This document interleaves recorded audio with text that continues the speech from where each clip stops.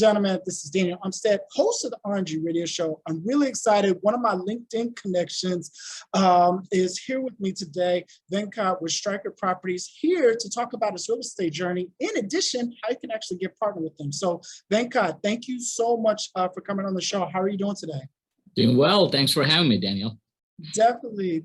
So I want to hop right into it because a lot of people, when they hear real estate, they're hearing like, oh, I need to get a license, or I need to go to YouTube University for 2 years, or I need to spend like $5 million on some crazy course. So Venkat, let's start with your journey. Let's first start with Striker Properties. What is Striker Properties? So we're based in Dallas, and we're essentially a real estate company. And there are a few different things that we do. We buy older apartments built in 60s, 70s, 80s. We call them B and C class, workforce housing. We buy them only when the rents are below par. And we go in there, spruce up the property inside out, increase the rents, increase the net operating income of the property. And we hold it for a few years for cash flow for our investors, and then we ultimately sell it for profit. So that's one of the main things that we do. And lately we have started development as well. So both land development and ground up development. So land development entails where you go in, let's say, buy 50, 100 acres of agriculture zone land. And then we put a plan development, work with city, chop it up into pieces, put different zonings, residential, commercial, and we sell the land separately for profit, of course. And then finally, we do ground up development. Again, we buy zoned land or unzoned land. If we buy unzoned land, we'll zone it multifamily, working with city.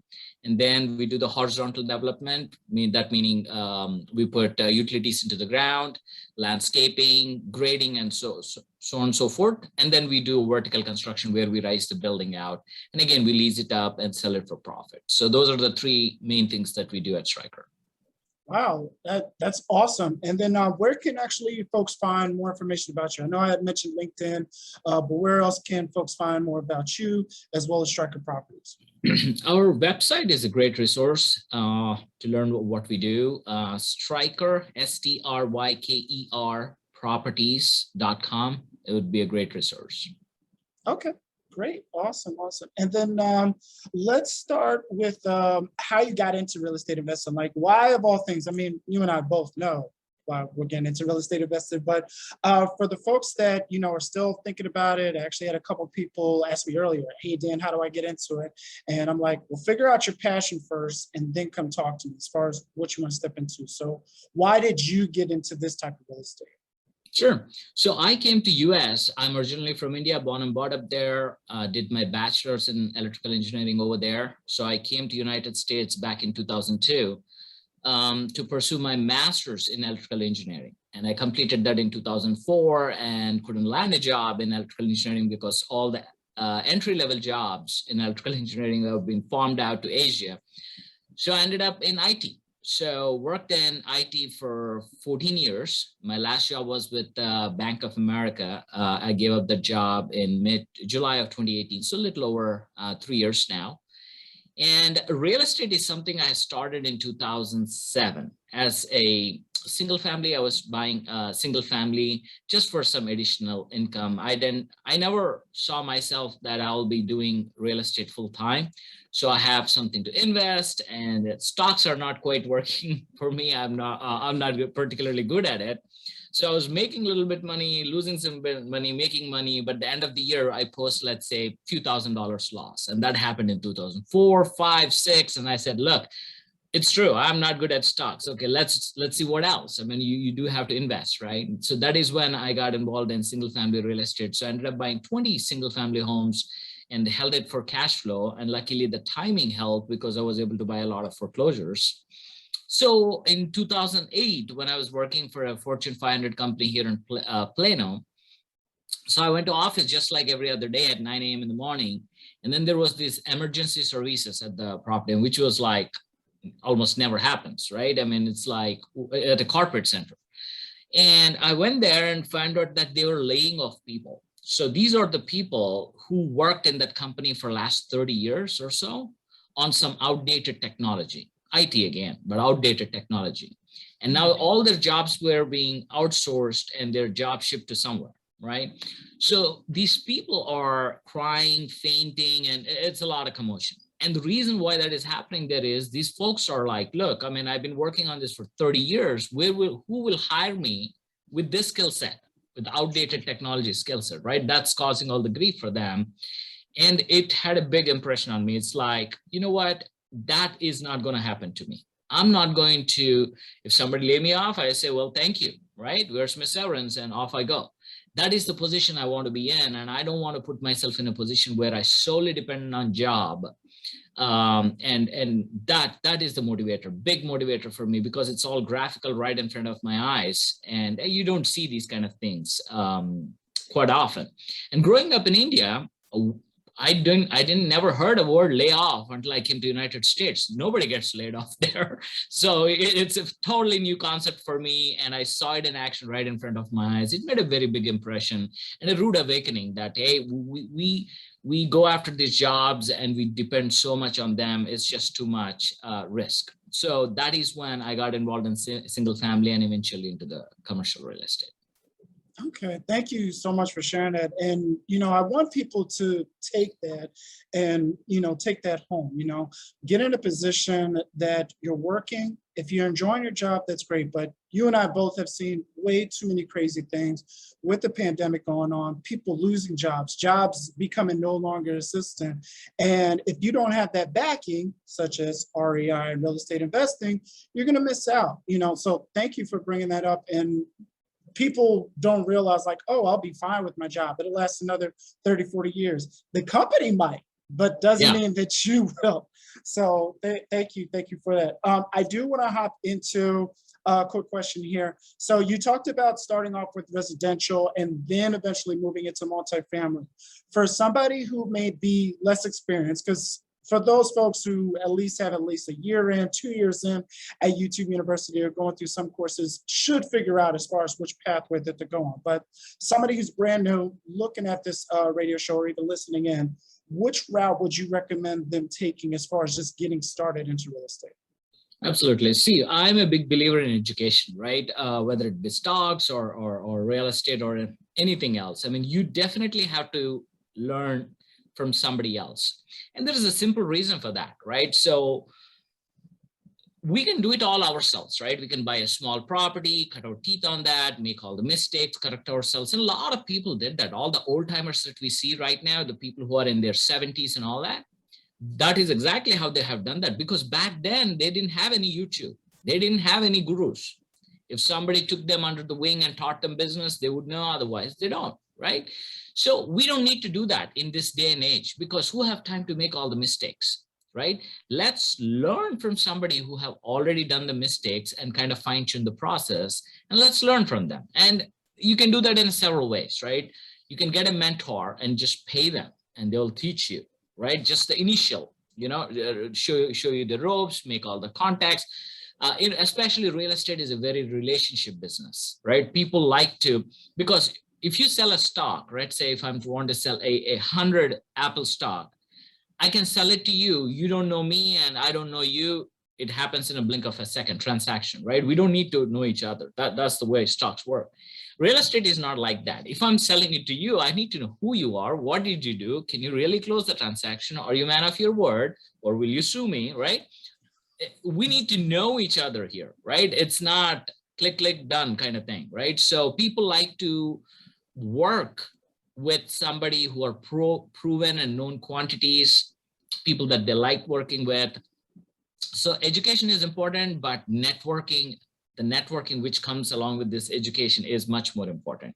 So for that aspect, I would highly recommend anybody to educate themselves. And I'm not saying that go pay a guru of $50,000 or 100, and there are so many of them. And so many. Yeah, so many of them, and not much results to show for it.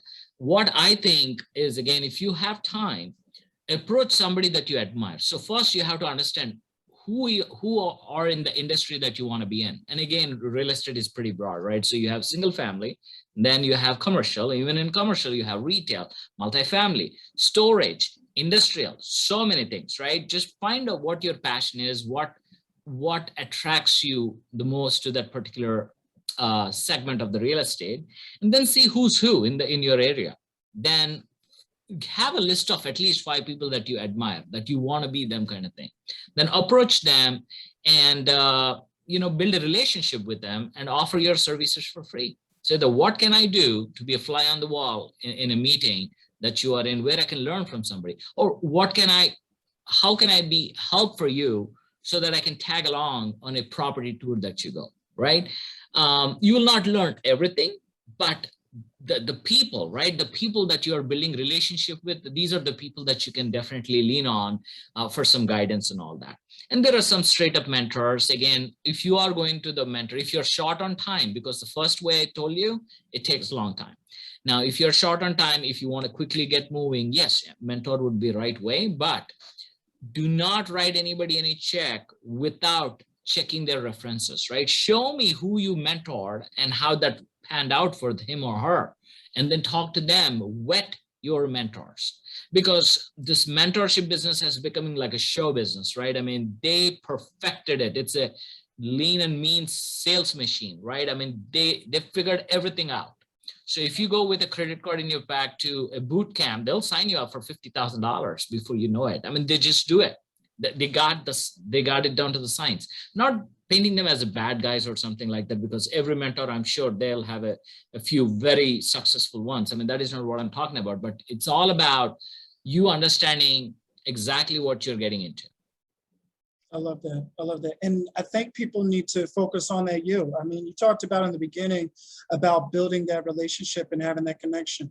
Real estate itself is a relationship business. So if you yourself are not a people person, or you can't even seem to get up to even talking to somebody, maybe you do need to go a different route into which you're in some type of position, maybe doing the real estate on the back end. So I think people need to focus on that. In addition, going through education, I've have so many books, and these books are free, people. Yeah. I hate when people say like, oh, it's like $20 on Amazon. It's free on YouTube.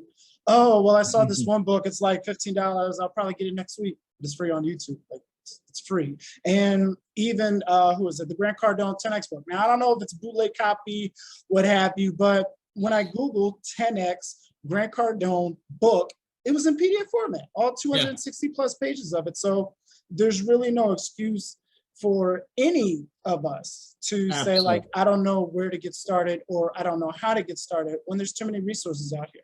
Now, with the resources, because I want to go back to you, and we talked about this briefly, you raised $90 million and acquired real estate worth of $400 million in 5 years. Now, we talked about the tips, we talked about the steps and things that you need to do, building up business relationships. What did you do to accumulate those acquisitions? So again, first one will be very hard. I started looking for my commercial property. See, all the single family homes, I bought it with my own money. I still have half of them. I'm just not in a hurry to get rid of them. And whenever the tenant moves out, I'll sell them, right?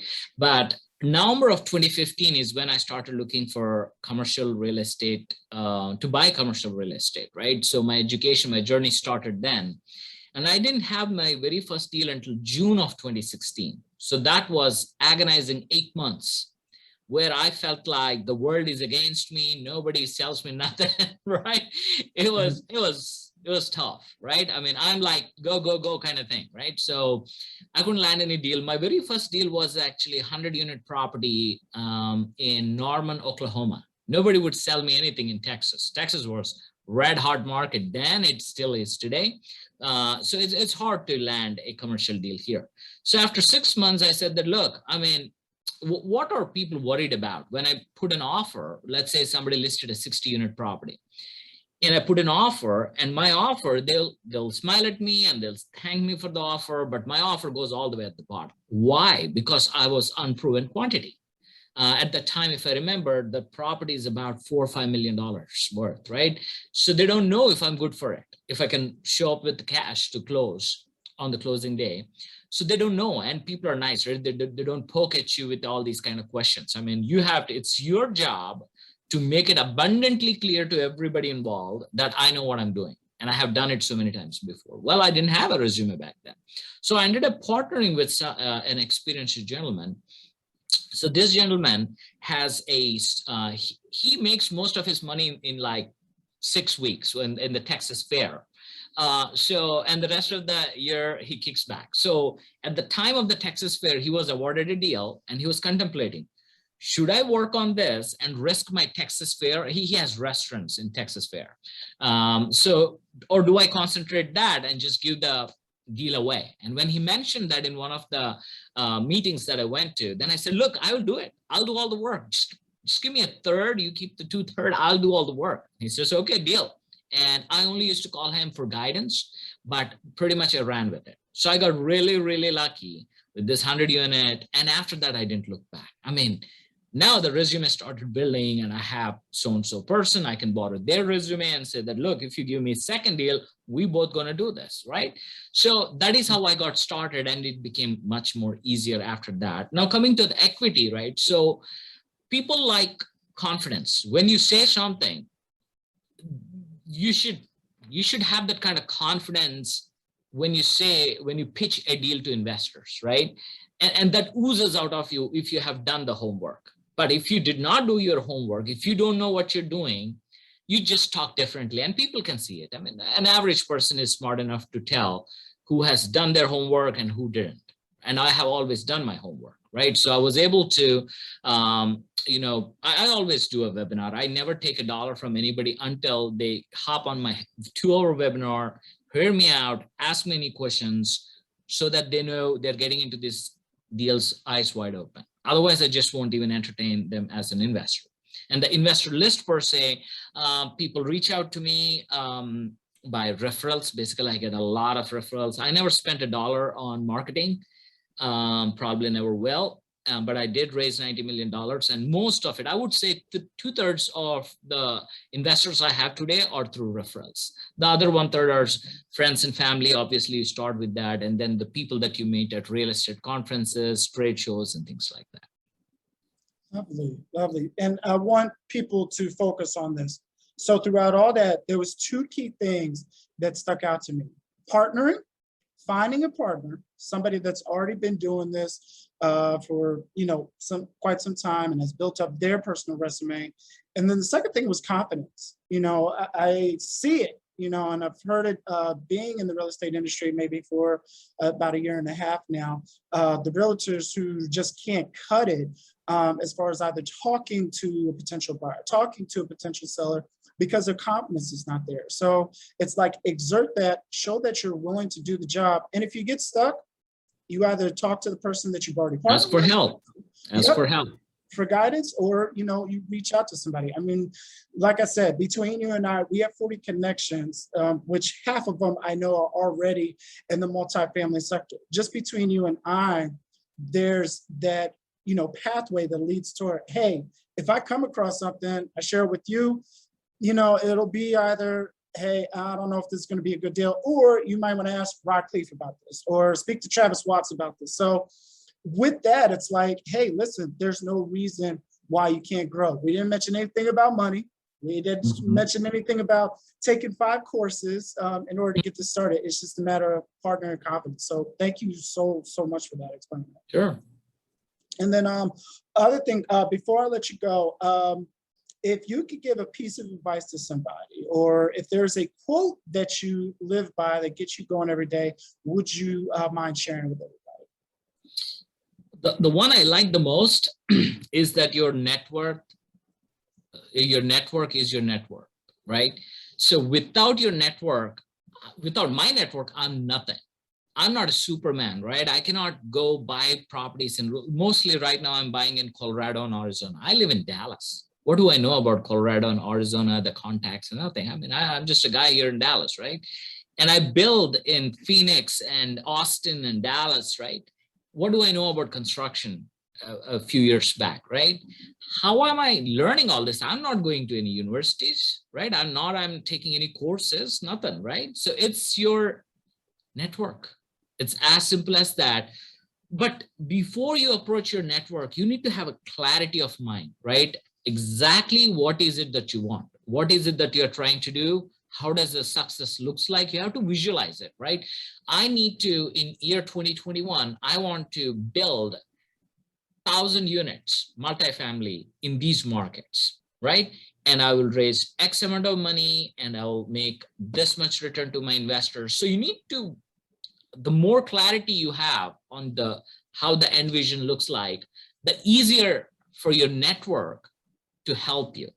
Because if you don't know what you're doing, if you're rambling, you say one thing today, another thing tomorrow, I mean, they can't help you. They can help you. So when I actually reach out to my network and say that, look, this is what I'm trying to do. Any help is appreciated. Any introductions is appreciated. This is what I bring to the table. They don't ask you all that thing. They're not going to quiz you. So you need to put yourself in their mind and think what they're wondering about you. And before they ask your question, you tell them the answer. It's all empathy. It's all empathy. Putting ourselves in other people's shoes, building strong network. That's pretty much it. That is what I would say. Love it, love it. Well, thank you so much again for being on the show, Venkat. Just to confirm, the website that folks can go to, by the way, it's below in the comments too, but the website that folks can go to is strykerproperties.com, correct? That is correct. Stryker with a Awesome. Y, STRYKER, properties.com. Love it, love it. Well, thank you again for being on the show. Looking forward to partnering with you in the future as I'm looking for expired off-market listings on my end, but definitely looking forward to working with you and eventually having you back on the show. All right. Thank you.